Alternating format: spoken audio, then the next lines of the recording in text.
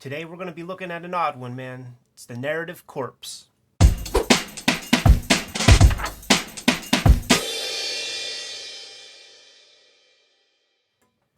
My name's Ed Piscor. I'm Jim Rugg. Jim, have you ever checked this book out? Ed, I have heard of this book. I would see it in like a kitchen sink catalog or one of those mail order catalogs of arty independent comics. I've never seen it in person before today.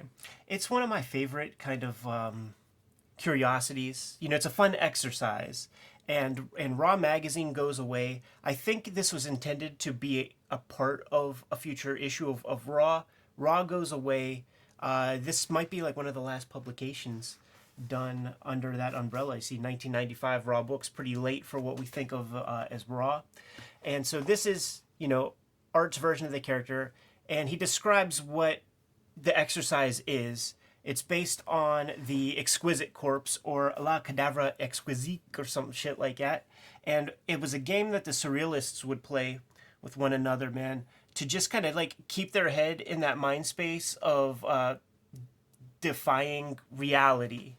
And the way it worked with the artists of old was, I'm going to like write a page of story, I'm going to hand it off to you, you're going to write the next piece. The way it works in a narrative corpse is, you see there's 69 different artists here, man. A who's who list of independent cartoonists of the day, rounding things out, man. Mark Zingarelli, he's a Pittsburgh crony. That is an incredible list. Mort Walker, kind of an unusual name to see in a list of a bunch of 80s alternative cartoonists, or I guess 90s alternative cartoonists. But what a list, man. I'm just racing down the names, and it is some amazing cartoonists. Will Eisner, Mary Fleener. Yeah, Mazzucchelli's in there. Jose Munoz. Like, it's a really great, pretty wide, Linda Barry, pretty wide selection there. Yes. So the way it worked was, here's the character, and everybody is instructed to do 3 panels.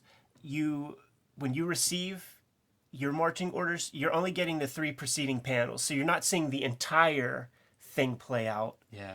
And there were 2 threads. There was like the UK wing. See, he took a note from Tundra.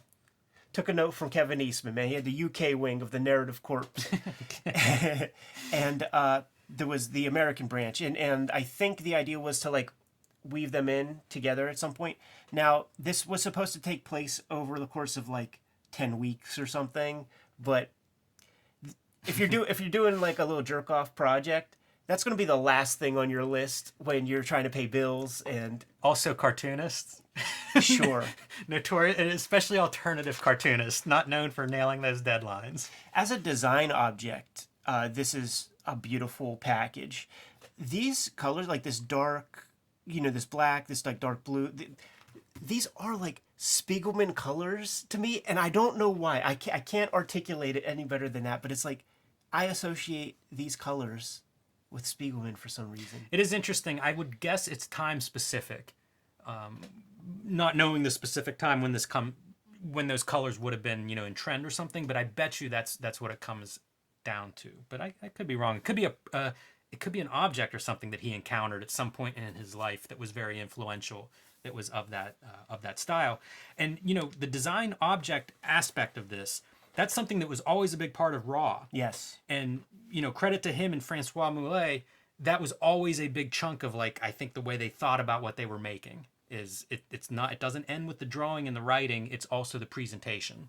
Next time we get in touch with Ad House publisher Chris Pitzer, question I'm going to have for him is, who the heck is Gates of Heck, and does he have any idea who they are? Because it's a Richmond, Virginia post office box, and we know some of their work. Like there was that Facetasm, right? Exactly. Charles Burns book. There's an interview with the Gates of Heck printer in one of those Bubbles zines. I can't remember if it's like issue 1 or 2, but there's an interview with them. Oh, that's and they awesome. Talk about how like Facetasm, how this stuff came about. So super cool. Man. It's like 1 or 2 people. You know, like all this stuff, you see it and you think there's a big operation, right? And it's 1 or 2 hard workers. But there's some coverage in Bubbles. So check this out, man. This is like a pretty innovative thing where each of the pages is sort of like a little bigger than the other. To make flipping nice and easy. Yeah, exactly. And it gives you this little it's a masthead would be up here, but whatever you want to call this, a little pull tab, a dozen panels per page, so you get 4 cartoonists doing 3 panels a piece. I love that part. I think that's a great design choice and really handy and nice. Because as I was looking, the first thing I'm doing is looking and thinking, like, is that Mark Beyer? Before I started looking down the side. So very nice. Yeah, and you see the names called out right here of who the cartoonists were. And they did a pretty good job of throwing curveballs when it came to the style. You know, like get someone slightly more realistic, someone more surrealistic. You know, Mort Walker following David Mazzucchelli. Like, it's pretty wild shit, man. Yeah, it really is.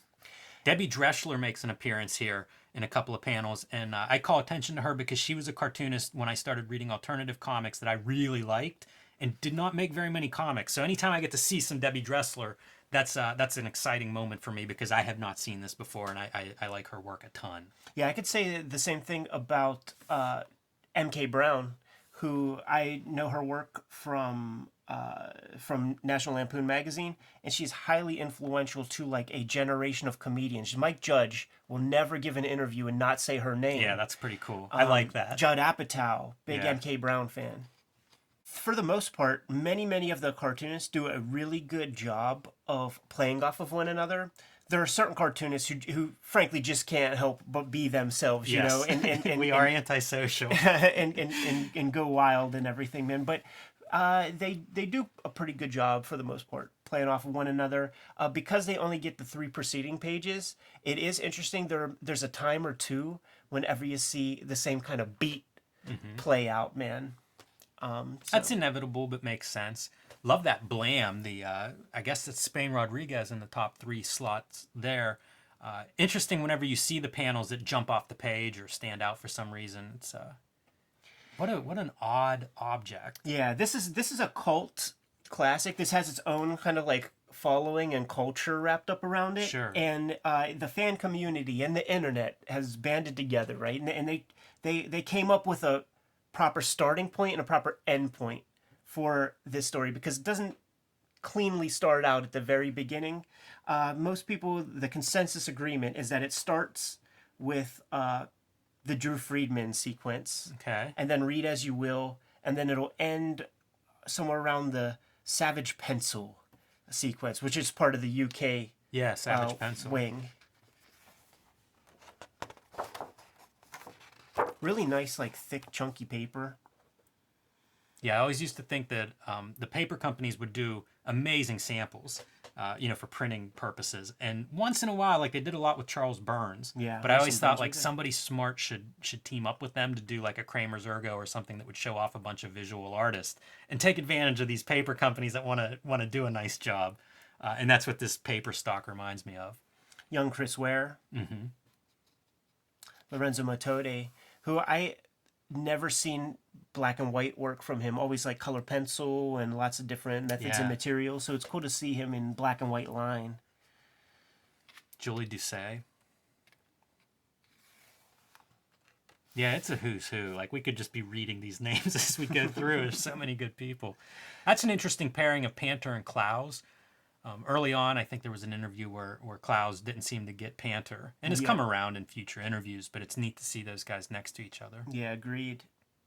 And then, Jaime doing his thing. And it's a perfect segue. It's like, I don't like, this almost doesn't even read as like it's like, it took me a second. I'm like, oh, okay, yeah, high heel, of course. Yeah, Woodring. it's pretty good. Woodring always looks great. No exception here. The paper is nice, though, because it shows off the ink so well. Yeah, it does. And having, like, choosing the mat, whenever, like, the kids who go to RISD, they're taught that, like, an illustration program, that when you mount your portfolio to bring to presentations, like, a nice, like, 30% gray would be, like, the Canson backing board. Like, you take out that black from your little portfolio case, nice, 60%, like, cool gray, makes the whites pop on your black and white illustrations, man, and that's what we're kind of seeing right here. By the way, in the early part when you were saying this is like the Spiegelman associated color, it may be the Francois associated color. Like, she may be responsible for most of this look. No, that's possible, but I associate Spiegelman because there are many other books that and projects where he uses this color, man. So I definitely would never give Francois short shrift. Yeah, it's funny to see Eisner in with this group of artists. And it's like, look at his stick person is all weird. He puts the spirit in there. And you'll have a mixture of that. You know, here's Akbar and Jeff, the reigning characters. Like, you have the people who just, like, they do what they do, you know? Yeah. Where are the Munez pages? It's these 3 panels. Yeah. This is a great showcase for style as well. Because in 3 panels, especially the same size panels, there's only so much you can do. And especially with this character that's it's a stick figure, yeah. This character design. So cool to see styles coming through in such a small sample size. You really get to see like an approach to drawing, to inking. Yeah, this is a heck of a page right here, man, where you have Crumb, you have Tom. Oh, no. Yeah, that's Thomas Ott.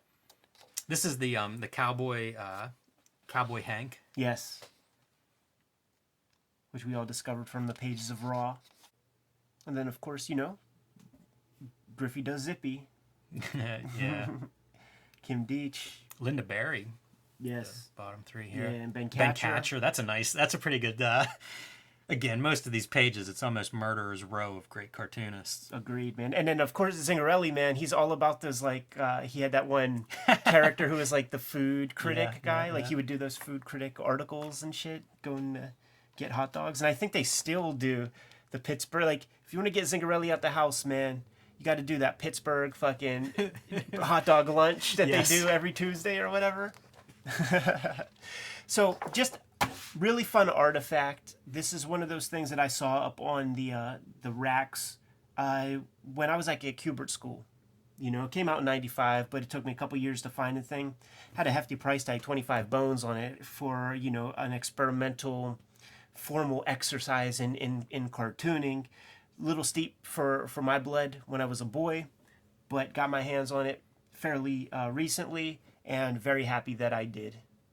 Yeah, I'm happy to have a flip through that. Like I said, I haven't seen it before, and interesting object. And without further ado, we could get the heck out of here, man. Go make our own surrealistic formal experiments, Jim.